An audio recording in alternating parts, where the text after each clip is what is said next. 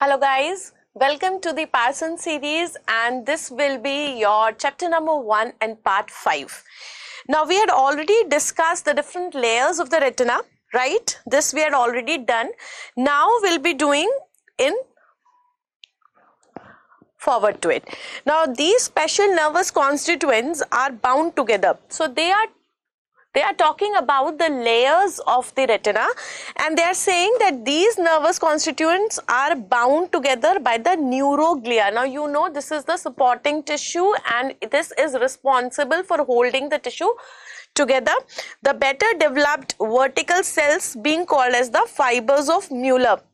Now actually this will be asked from you, but not as a part of ophthalmology. You basically see this is asked as a part of the neuroanatomy also. So what is actually the basic function of the neuroglia along with the fibers of the Mueller, which in addition to acting as a supportive framework basically also have a nutritive function. So sometimes they will ask you that does it play any part in giving the nutrition or not, or it is only for the supportive framework, right? Now the structure is completed by two limiting membranes. So you know already we have got a outer limiting membrane and a inner limiting membrane.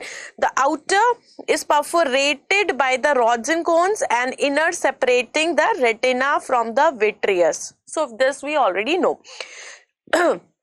To excite the rods and cones, incident light has to traverse the tissues of the retina, but this arrangement allows these visual elements to approximate the opaque pigmented layer to form a functional unit, and their source of nourishment is choriocapillaries. Now what they are trying to say here, that whenever light is traversing, it has to pass through the vitreous cavity, then it is passing through the neurosensory retina. Okay, then after the neurosensory retina, it has to pass through the retinal pigment epithelium also, and you know retinal pigmented epithelium is not transparent, it is actually opaque. Okay, so basically what is happening, this arrangement allows the visual element. So what they are saying, that the rods and cones are actually perforating the inner and the outer limiting membrane, so this arrangement is allowing the visual elements to approximate, so that light is able to pass through the pigmented layer of RPE also. And what is the source of nourishment? That will be your choriocapillaries. This we discussed in the very first part also, that the retina is colorless in its neurosensory part, but we get a orangish reflex or a reddish reflex or a yellowish reflex. Why? This is due to the choriocapillaries. Then they are saying that at the posterior pole of the eye. Now posterior pole means macula. This we had already discussed, that whenever we want to address the macula, we also say posterior pole. So both are actually synonymous. So at the posterior pole of the eye, which is situated about 3 mm to the temporal side of the optic disc. Now this is again important. We have discussed this in the topic of retina, that what is the actual distance which is lying between the fovea and the optic disc margin. So that is actually 2 disc diameter. 2 disc diameter, that is equal to 3 mm. So same thing they are saying, that it is lying 3 mm temporal to the optic disc.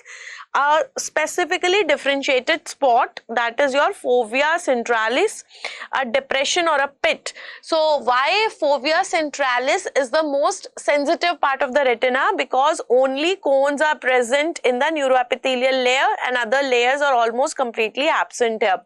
So we will be reading this in more detail in the topic of retina, that all the layers are not present at the level of fovea, and that is why we have a depression there, that is called as a foveal depression. So that foveal depression or the foveal pit is present where the layers are not all. And second important thing is that it does not contain the rods, relatively no rods we can say. It is densely packed with the cones. And that is why the most sensitive part of the retina is the fovea centralis, where the sharpest image of the object is formed. So the fovea is the most sensitive part of the retina, surrounded by the macula lutea, which is a yellow spot, and which, although not so sensitive, is more so from the other parts of the retina. So if I compare between the fovea centralis and the macula, fovea centralis is very sensitive. So macula lutea is also sensitive, but it is not as sensitive as the fovea centralis. It is here that the nuclear layers gradually becomes thinned out, while the parts of the plexiform layers are specially in evidence.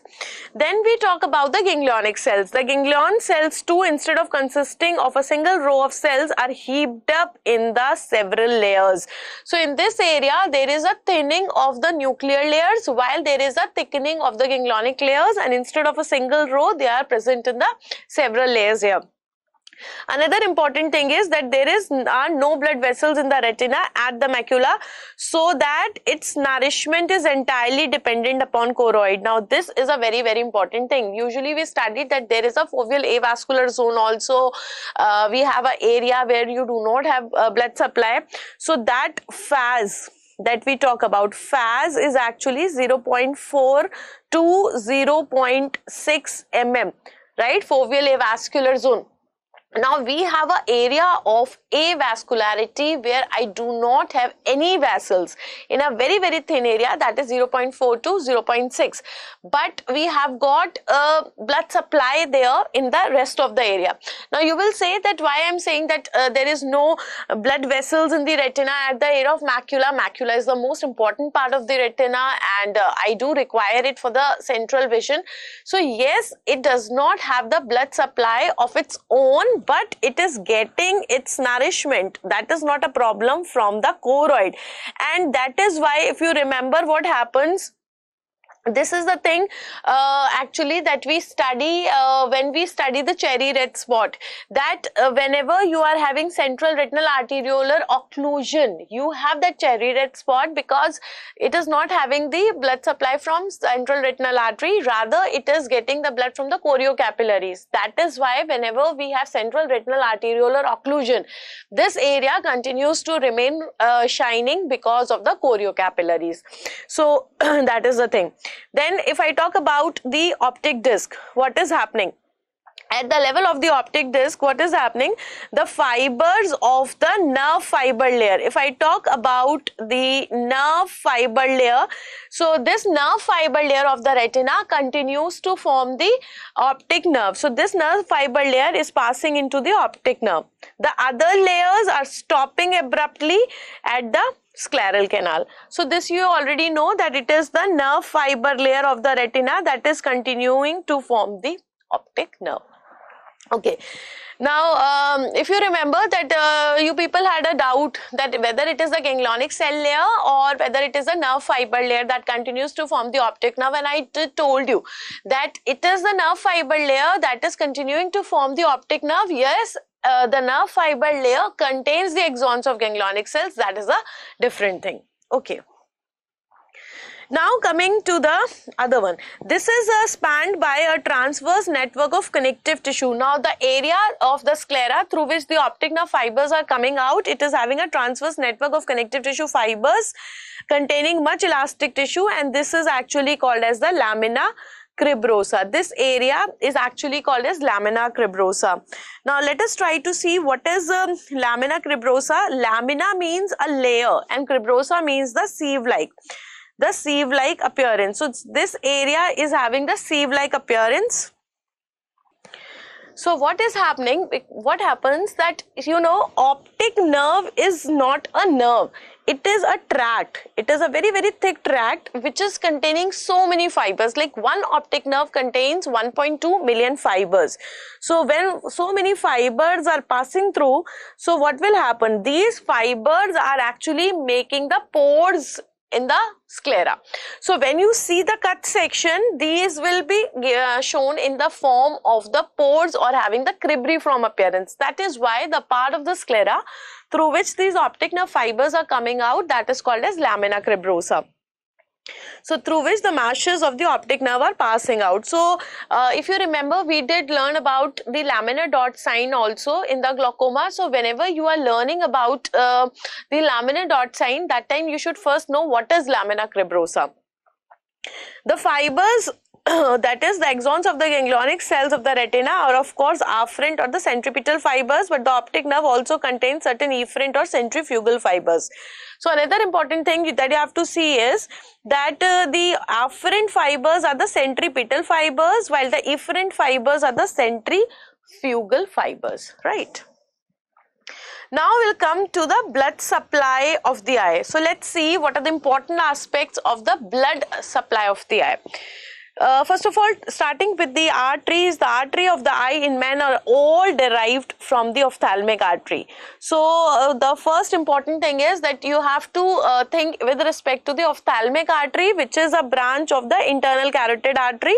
The ophthalmic artery has few anastomoses, so that on the arterial side, the ocular circulation is an offshoot of the intracranial circulation. Now, ophthalmic artery is mainly supplying the eye, which is a part of internal carotid artery, and in itself it is not having any anastomosis. So if I am having some problem in the brain circulation, right, then I will have its consequences seen in cases of your eye circulation also, right. This does not apply in so marked a degree to the venous outflow from the eye.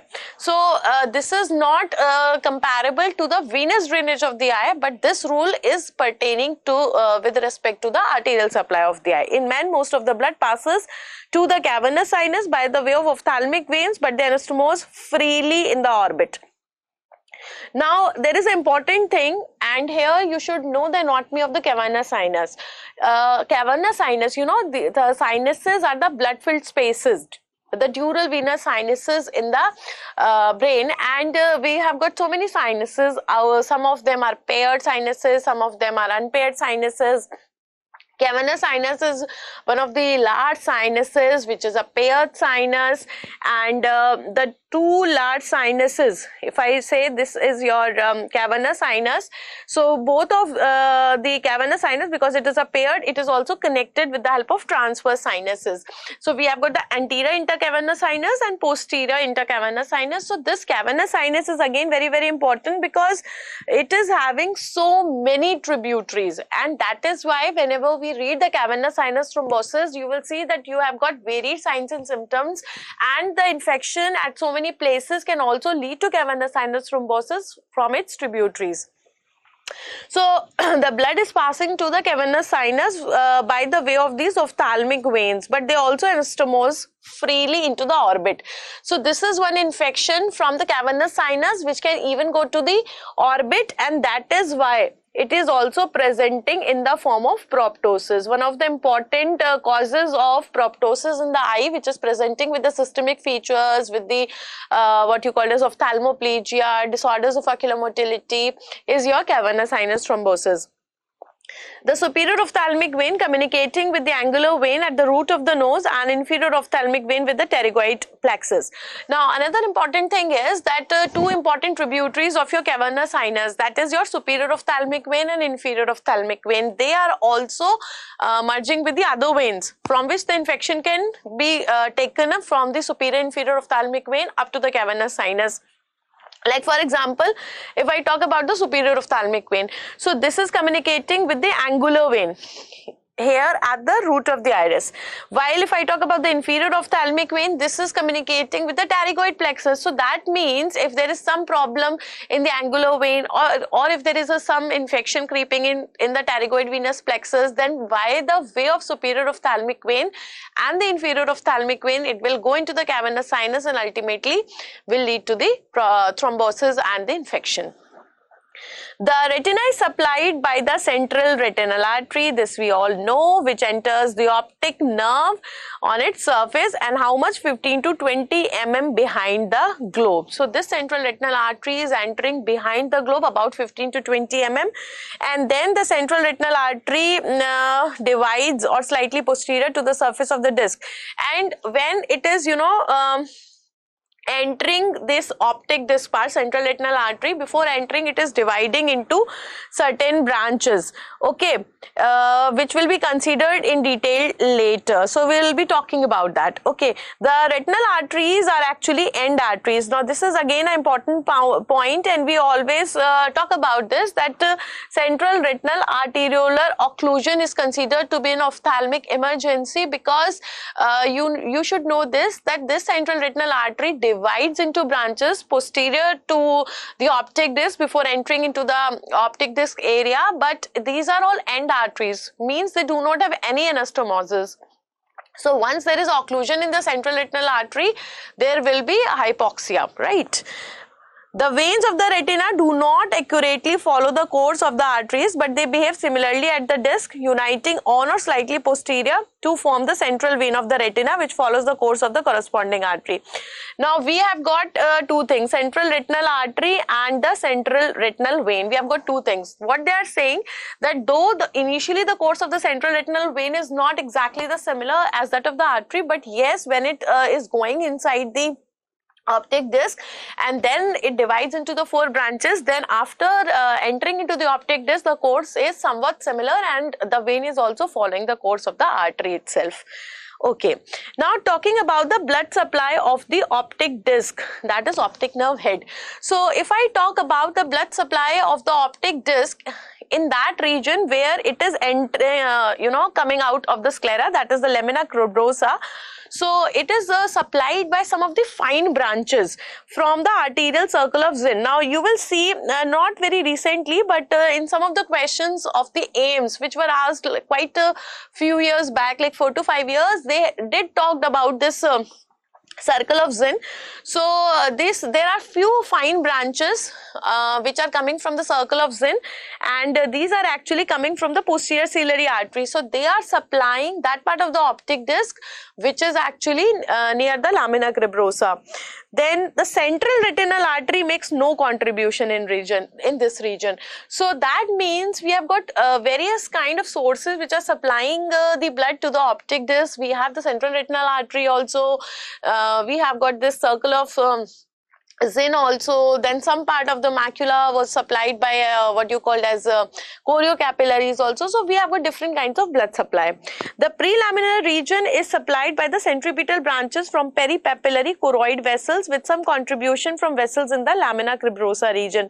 Now prelaminar region, we have talked about the laminar region. Laminar region is actually supplied by this one, your arterial circle of Zinn. And if I talk about the prelaminar region, the prelaminar region is supplied by the centripetal branches from the peripapillary choroidal vessels. So what is happening? The central retinal artery is not contributing to the blood supply of these regions. So they are clearly saying that the central artery of the retina does not contribute to this region either. So the prelaminar region as well as laminar region. Now again, this is important. Both the prelaminar region and the laminar region of the optic disc are not supplied by the central retinal artery. The surface layer of the optic disc contains the main vessels and a large number of capillaries in addition to some small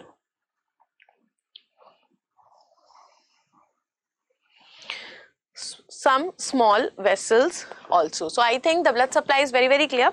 Now the capillaries on the surface of the disc are derived from the branches of the retinal arterioles. In this part of the disc, the vessels of the choroidal origin derived from the adjacent prelaminar part of the disc may be seen usually in the temporal sector of the disc, and one of them may enlarge to form a cilio-retinal artery. Now we will be talking about what you call as a cilio-retinal artery.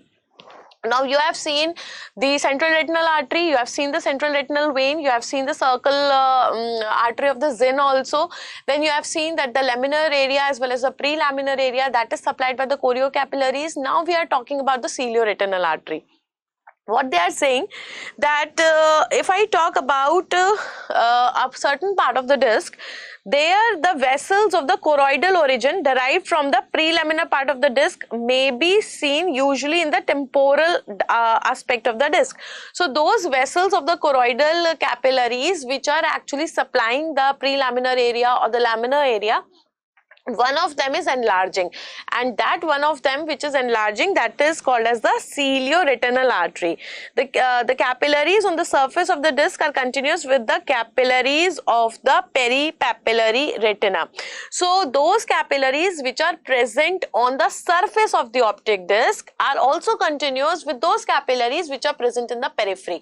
Periphery means the peripapillary. Peri means peripheral, while papillary means the optic disc. So those vessels which are present over the optic disc are also continuous with those vessels which are present in the periphery. And these capillaries are mainly the venous capillaries and drain into the central retinal vein. And what is the nature of these capillaries? These are actually venous in nature, and that is why they are actually supplying and draining into the central retinal vein. In the retrolaminar part of the optic nerve, now we are going to talk about the retrolaminar part of the optic nerve. So we have talked about the prelaminar and the laminar. Now I am talking post-laminar, that is also called as the retrolaminar part. So retrolaminar part of the optic nerve, it is basically supplied by the intraneural centrifugal branches of the central artery of the retina. So this is actually supplied by the central artery of the retina with the centripetal contribution from the pial branches of the choroidal artery. Now this whole is important, must. So this is also getting contribution from the pial branches of the choroidal artery. Then you have circle of Zinn, central artery of the retina, as well as the ophthalmic artery. So the main blood is actually coming from your centrifugal branches of the central artery of the retina.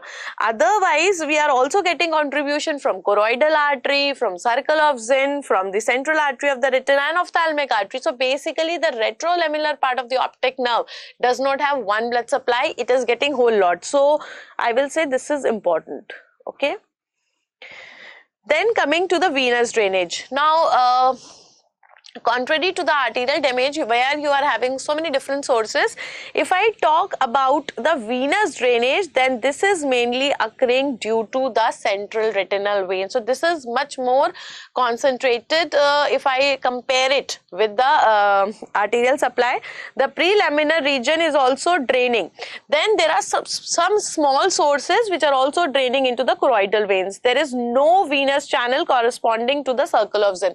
So if I correspond to central retinal artery, I have central retinal vein. If I correspond to choroidal arteries, I have choroidal vein, but I do not have anything in correlation to the circle of Zinn in the artery. Central retinal vein will communicate with the, and similar to the arterial supply, the central retinal vein is communicating with the choroidal circulation in the prelaminar region also.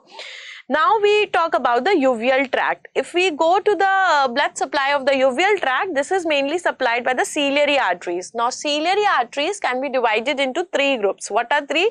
Short posterior, then you have long posterior, and you have anterior ciliary artery. So when I talk about the blood supply with respect to the uveal tract, you have to think about the ciliary artery. Ciliary artery can be divided into anterior and posterior can further be divided into short posterior and long posterior.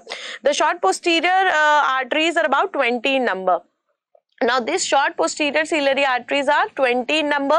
They are piercing the sclera in a ring around the optic nerve, running perpendicular through the sclera, to which the fine branches are given off.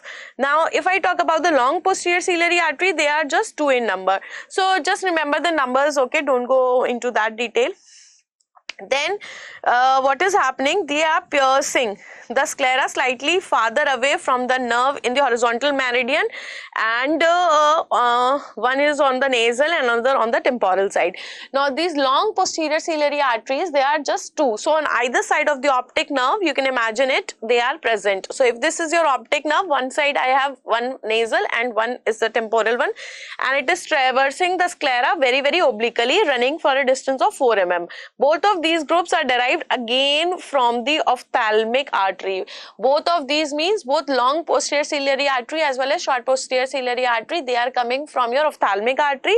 While if I talk about the anterior ciliary artery, they are derived from the muscular branches of ophthalmic artery to the 4 recti. So while the posterior ciliary arteries are directly arising from the ophthalmic artery, the anterior ciliary arteries are coming not directly but from the muscular branches of the ophthalmic artery. Muscular branches mean which must be supplying the muscles. Which muscles? The four rectus muscles. Now they are piercing the sclera 5 or 6 mm behind the limbus or the corneoscleral junction, giving off twigs to the conjunctiva, sclera as well as anterior part of the uveal tract. What they are saying that it is actually piercing 5 to 6 mm behind the limbus, and not only they are supplying the uveal tract, they are also supplying the conjunctiva as well as the sclera. Then we also have the ciliary veins. Corresponding to the ciliary arteries, we also have the ciliary veins. So let's talk about the ciliary veins. They are also forming the three groups. So it is very similar. We have got the short posterior ciliary, then we have vortex veins, and we have anterior. So slightly different. Short posterior, we do not have the long posterior here. We have short posterior, then we have anterior, and then we have got the vortex veins. Vortex veins, I think you must have heard them also. Vortex veins are quite important, especially when we are talking about the malignancy of the uveal tract. So these short posterior ciliary veins are relatively unimportant. They do not receive any blood from the choroid but only from the sclera. Now straightforward they are saying that the short posterior ciliary veins are not important. They are not getting any blood from the choroidal circulation. But the vortex veins, as I told you, the vortex veins are most important, and they have got four large trunks. If you remember, we draw it also like this. In order to show the veins, I am using this blue color. So they are having actually four trunks, and they are opening into the ophthalmic vein. So its distribution is quite similar to that of the arterial supply. They enter into the sclera slightly behind the equator. So two above will be there and two below. Like central retinal artery divides into four branches: supranasal, infranasal, supratemporal and infratemporal. Similarly, you have got the four vortex veins, right? The two above and two below, and they are passing very obliquely. The anterior ciliary veins are smaller than the corresponding arteries, and these anterior ciliary veins are receiving the blood only from the outer part of the ciliary muscle. Now, of the ciliary muscles, the short posterior ciliary arteries, they supply whole of the choroid, being reinforced anteriorly, and it is also anastomosic with the recurrent branches. So we can leave this little detail. The ciliary body and the iris. If I talk about the ciliary body as well as the iris, now we have talked about the supply of the choroid. Now uveal tract also consists of the iris and ciliary body. They are supplied by the long posterior as well as the anterior ciliary artery. So if you name them, I think you are having the same ones, and we have already talked about the short posterior ciliary arteries. Now the ciliary body and the iris, which are towards the anterior part, they are supplied by the long posterior, and because you know the iris and ciliary body are the anterior part of the uveal tract, so they are supplied also by the anterior ciliary artery. Now, if you go forward, the blood. So, if they say the blood of whole of the uveal tract, with the exception of the outer part of the ciliary muscle, normally leaves the eye by the vortex veins only. Now, this is again an important thing. If I just leave the outer part of the ciliary muscle, then rest of the blood of the uveal tract is actually leaving by the way of vortex veins only, and that is why whenever we are talking about the spread of the malignancy, especially of the uveal tract, like malignant melanoma of the choroid, so there the vortex veins will play an important role. Now the two long posterior ciliary arteries will pass forward between the choroid and the sclera. Now I told you that the long posterior ciliary arteries were two in number. So they are passing forward and they are going between the choroid and the sclera without dividing. This is important, and they are not dividing as far as the posterior part of the ciliary body. Here each divides into two branches. So they are not dividing before they reach to the posterior part of the ciliary body, and after that they are dividing into two branches. After reaching the posterior part of the ciliary body, they run forward in the ciliary muscle. Then the same is going into the ciliary muscle also. Then it is taking a circular turn, and they are anastomosing to form the sulcus arteriosus iridis major. Now this is actually your major arterial circle. When we discuss about the blood supply of the uveal tract, if you remember, we have got a major arterial circle and we have a minor arterial circle.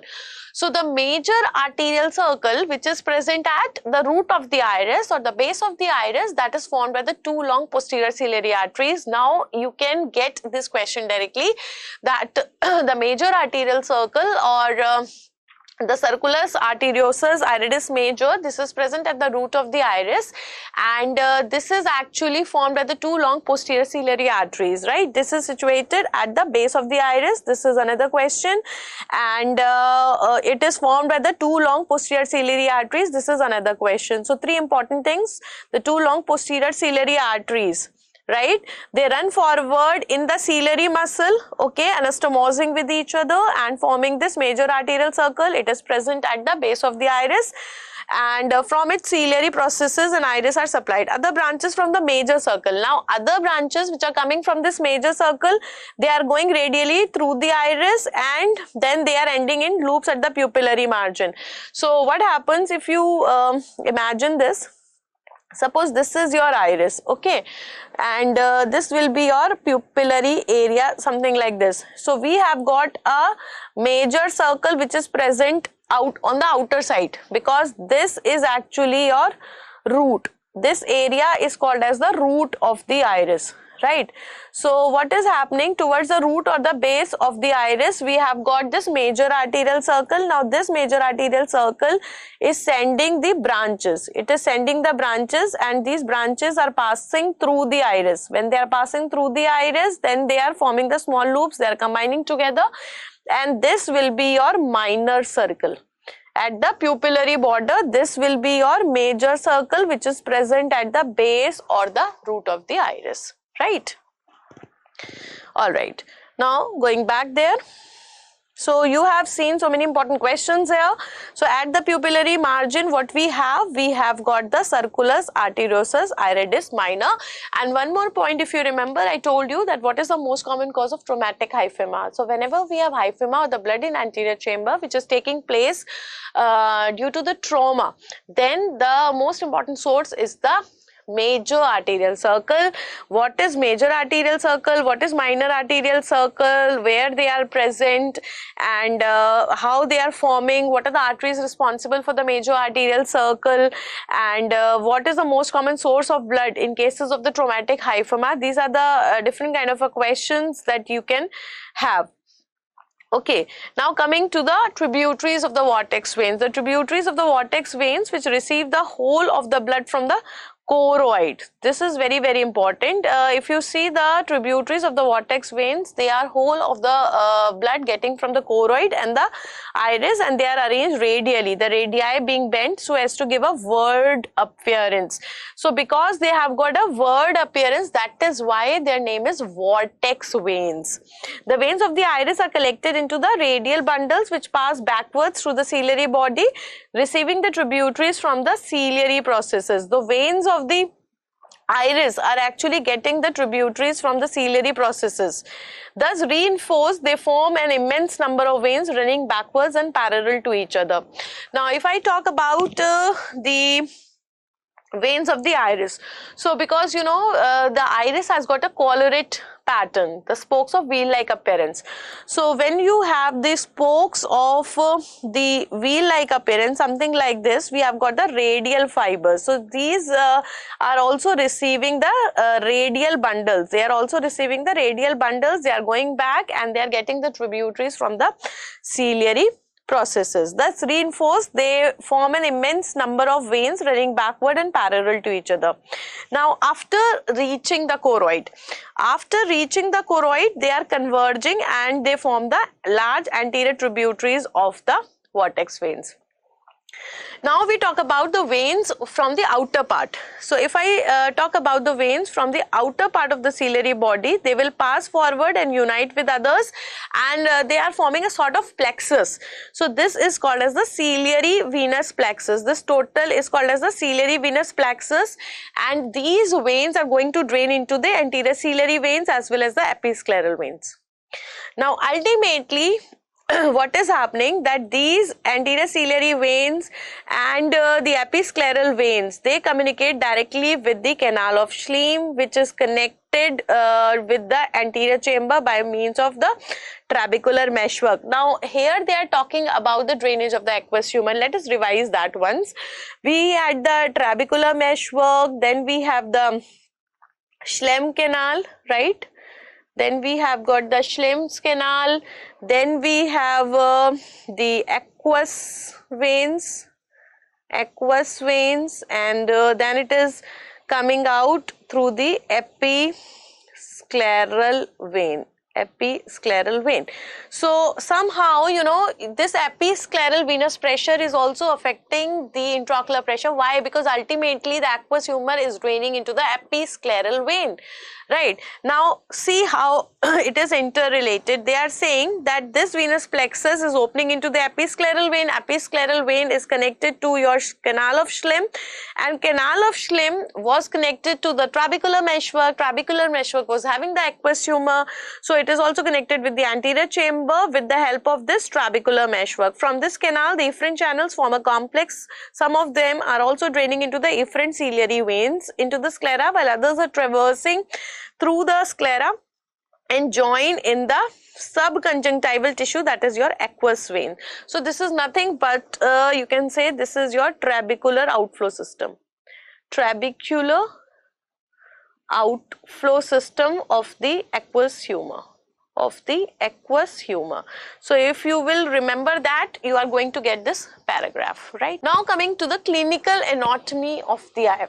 Now as you know that anatomy is important, but now we'll be dealing with the clinical aspects, because our paper which is expected in your next as well as NEET, now it is containing more of clinical anatomy, clinical physiology and clinical biochemistry. So let's see what they are they saying in the clinical anatomy of the eye. On clinical examination, the parts of the external surface of the eye will be seeing the diagrams, the appearance of the anterior segment from the cornea to the lens, and the posterior segment. So let's see what they have to say in these images. We have 1.11. So see the first one.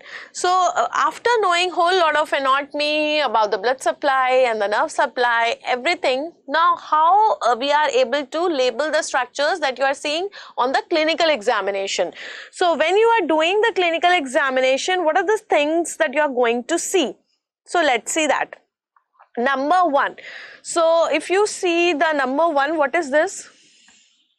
What is this? So this is your this is your pupil. Okay, so pupil you can identify. Then you are seeing the number two. So I will darken this area. This area, can you see? This area is called as the plica semilunaris. Now plica means it's a fold and it is semilunar in shape, that is why it is called as the plica semilunaris. And if you look medially to this area, we have got another area. This area is called as the caruncle. This area is actually called as the caruncle. Then we have the fourth. Now if you go more medially, this area is called as the canthus, and because it is on the medial side, so this will be called as the medial canthus. So this will be called as the medial canthus. Then what is this? This whitish area is your conjunctiva. This is your conjunctiva, right? Then coming to the next, sixth one. So what is this? This is your upper eyelid. And what is this? This is your lower eyelid, right? Then what do you have this? What is this? This is your lateral canthus. This is your lateral canthus. So we have a medial canthus and we have a lateral canthus. Then what is your ninth one? Lid margin. If you see this area particularly, so this is your lid and this will be your lid margin. So this area is your lid margin, right? Then this area, so there can be two things. If you see it anteriorly, we have cornea, and inside that we have got the iris, Then we have got the iris, and finally we have this lower eyelid. This is your lower eyelid. So this is the clinical anatomy of the eye. When you see, you should know whole of the names. Only then you are able to tell that what are the findings, normal findings or abnormal findings in the particular part. So I think this is very, very clear. The correct labeling you have understood. Then we have got one more thing.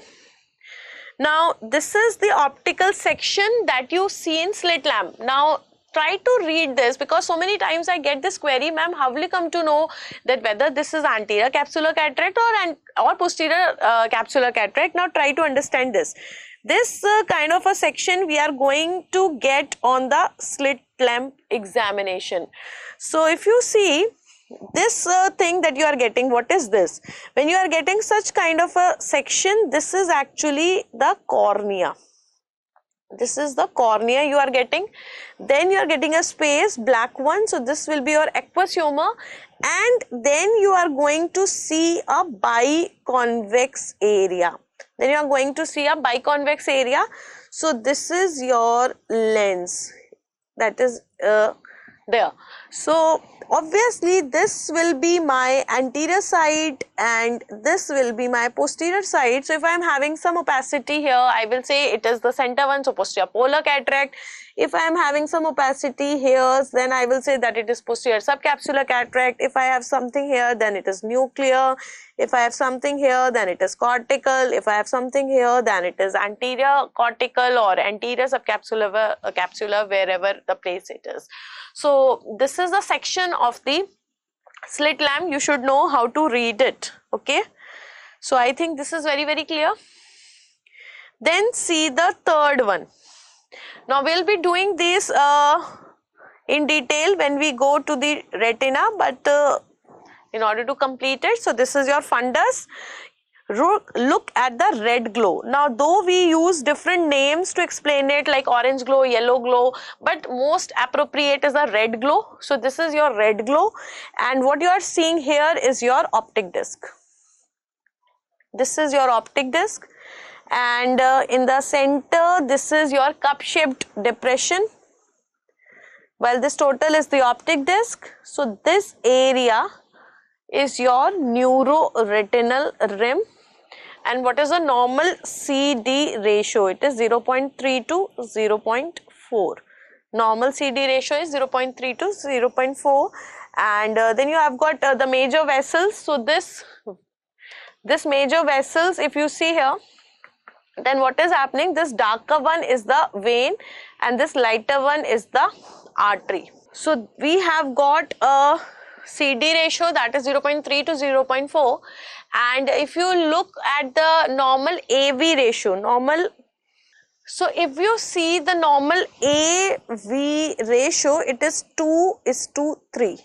It is 2:3, means the caliber of the arteriole and the caliber of the vein, if you are comparing, then it is 2:3. So a thicker one will be your vein and the lighter one will be the arteriole.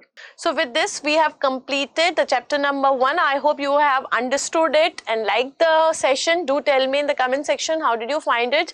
Are you able to revise the chapter number 1 along with me? See you in the next series where we'll be reading with the chapter number 2. Thank you and happy ophthalmology.